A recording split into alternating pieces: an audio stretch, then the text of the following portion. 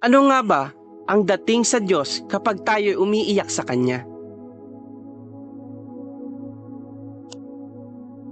Sabi sa Awit chapter 126 verse 5, sila na nagsisipaghasik na may luha ay magsisiani na may kagalakan. Para sa lahat ng lumuluha sa buhay na ito, ang talatang ito ay para sa atin. Sa lahat ng lumuluha sa likod ng mga ngiting ito, ang pangako ng Diyos ay ito. Para sa bawat isa na nagsisiluha ay mag-aani ng kagalakan. Isang pangako na pupuno sa bawat luha at papalitan ng isang kagalakan na nagmumula sa Diyos. Isang kagalakan na hindi galing sa pera o mga bagay na material na lumilipas at na nawawalan ng value. Kagalakan na nagmumula lamang at matatagpuan lamang sa ating Diyos. Oo, pwede tayong lumuha sa kapwa-tao. Ilabas natin yung ating damdamin sa kanila. Ngunit ito'y nakakapagpalabas lamang ng emosyon kapag sa tao natin iniiyak ang lahat ng ating mga saloobin. Pero kung sa Panginoon tayo luluha, ilalabas natin yung ating mga damdamin, hindi niya lang tayo papakinggan. Hindi niya lang tayo basta hihimasin sa likod, kundi lahat ng luha na ating itinanim, papalitan niya yon ng isang kagalakan na hindi siya makokontento na tayo ay paluhain lang. Kung hindi, kapag tayo ay lumuha, may papalit siya doon, may ipapalit siya. Because our God is a God of intimacy. Nais niya talaga makipagrelasyon sa atin. Hindi lang tayo lalapit sa Panginoon dahil alam natin kapag nanghingi tayo, may ibibigay siya. Nais ng Diyos ay isang consistent relationship sa bawat isa sa atin.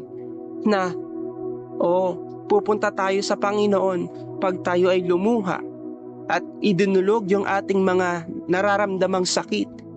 Ang Diyos ay isang personal na nilalang na merong damdamin at kayang ibigay yung emosyon. Sabi ng Psalms chapter 56 verse 8, "You keep track all my sorrows. You have collected all my tears in your bottle. You have recorded each one in your book." Napakita ng talata na lubos na kilala ng Diyos ang bawat isa sa atin. Sa lahat ng ating luha sa buhay ay alam niya, walang nalilingid sa Kanya. Lalo na ang ating mga luha kung saan kinokolekta niya ito sa kanyang botilya. Papakita na kung ang luha ay iniingatan ng Diyos, higit ang ating mga buhay. Dahil sa Kanya nagmula ang buhay ng isang tao. Kung tutuusin, ang luha ay isang bagay na hindi naman napapansin ng tao. Pero sa harap ng Panginoon, ito'y precious at Kanyang kinokolekta ito sa Kanyang botilya. Tandaan natin ito, ang Diyos ay concerned sa atin. Alam ng Diyos ang lahat ng ating pagluha. He is the all-knowing God. Ilapat natin ang ating mga sarili sa Panginoon.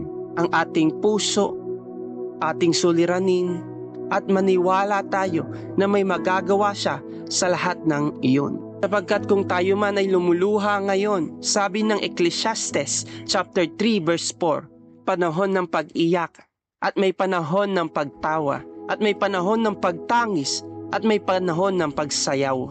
Hindi pa hihintulutan ng Panginoon na buong buhay mo ay umiiyak ka lang. Kung hindi magsiset ng season ng Panginoon kung saan papawiin niya lahat ng ating mga luha. At papalitan ito ng isang kagalakan na tanging sa Diyos lang makakamtan. Ito yung mga bagay na gagawin ng Panginoon.